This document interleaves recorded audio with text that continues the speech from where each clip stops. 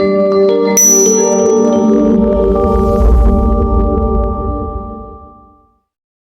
selamat pagi.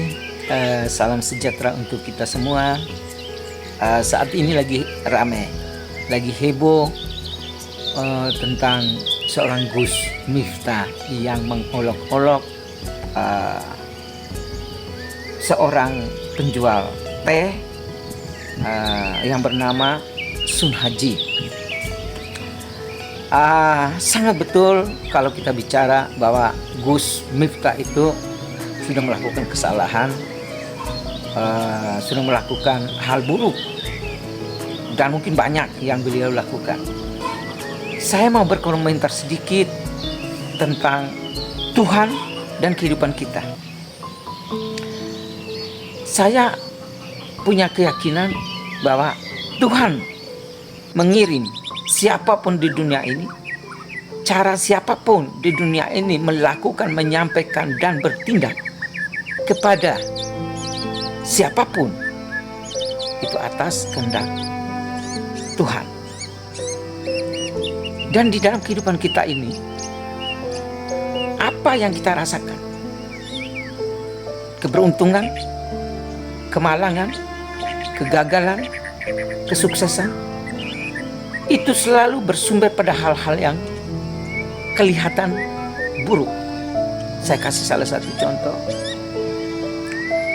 Mengapa manusia terlahirkan dari tempat yang kelihatan jorok? Kenapa manusia itu dilahirkan tidak dari perut yang belah terus dia langsung lahir saja? Atau kenapa manusia dilahir tidak dari mulut, tapi harus dari tempat yang kotor? Dan proses penciptaan manusia secara biologis juga dari dua hal yang kelihatannya kotor. Tapi manusia berasal dari tempat itu. Lalu kenapa kita tidak menyalahkan Tuhan? Kenapa Tuhan kami harus terlahir dari tempat itu, tidak dari tempat yang bagus, yang agak bersih sedikit? Tapi itulah kuasa Tuhan, hebatnya Tuhan. Demikian juga saya kasih contoh satu hal. Pernahkah kita semua membayangkan jika pada saat Prabowo, presiden kita saat ini, tidak dipecat oleh atasannya, tidak dipecat, apakah pasti beliau mendirikan Gerindra? Beliau memulai usaha, beliau menjadi pengusaha hebat, dan beliau banyak menolong orang. Apakah yakin beliau pada posisi itu kalau tidak dipecat? Pecat adalah hal buruk dengan tuduhan pelanggaran HAM yang dialami oleh Prabowo. Dan banyak orang di Indonesia menyalahkan Prabowo, bahkan dunia membenci Prabowo. Beliau paling salah. Tetapi kita tidak tahu proses pembentukan yang dilakukan oleh Tuhan dari hal buruk sehingga Prabowo menjabat presiden.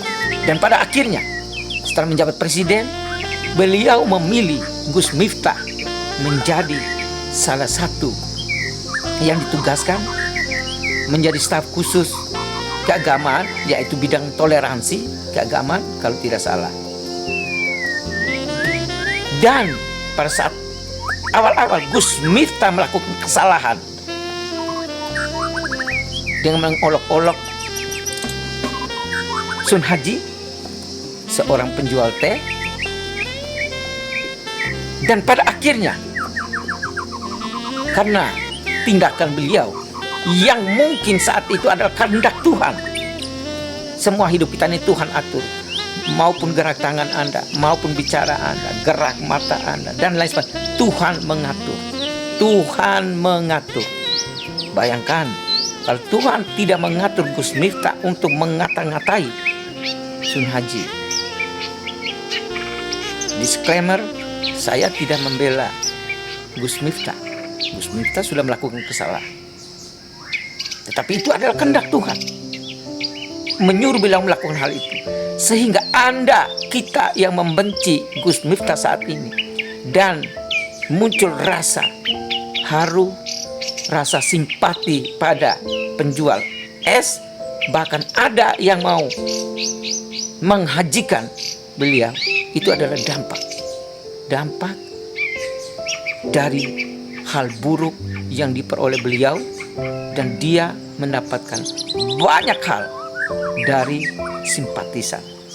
Jadi saya mau mengatakan inti dari apa yang saya sampaikan saat ini adalah, mari semua orang, saya, Anda, siapapun di dunia ini pernah melakukan kesalahan, dan kesalahan itu terkadang kita tidak sadari, karena itu adalah kehendak Tuhan untuk mengubah baik diri kita ataupun orang lain yang merasa tersakiti. Jadi kata kuncinya adalah, mari kita saling memaafkan. Bagi teman-teman Nasrani, saya adalah seorang Katolik. Saatnya Desember, Natal akan tiba. Kita ingat, mengapa kita tidak marah ke Bunda Maria? Karena melahirkan Yesus di kandang domba. Mengapa dia tidak berusaha untuk lahirkan Yesus ini, karena Tuhan kita ini di hotel berbintang, di tempat yang bagus, di rumah warga yang bercahaya. Tapi kenapa dia harus lahirkan Yesus di kandang domba? Mengapa kita tidak marah? Mengapa banyak orang saat itu tidak menyalahkan Maria? Karena memang itu adalah kehendak Tuhan, bahwa yang dimuliakan nanti harus berasal bersumber dari hal-hal yang buruk dulu, hal-hal yang menajiskan dulu, hal-hal yang di luar dari nalar kita yang akan kita benci, yang di luar dari kebiasaan-kebiasaan kita yang mungkin kita sendiri tidak bisa terima.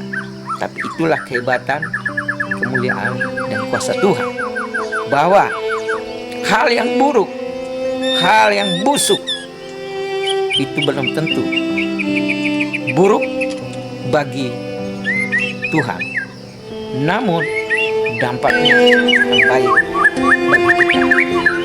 Sampai ketemu, mari memaafkan.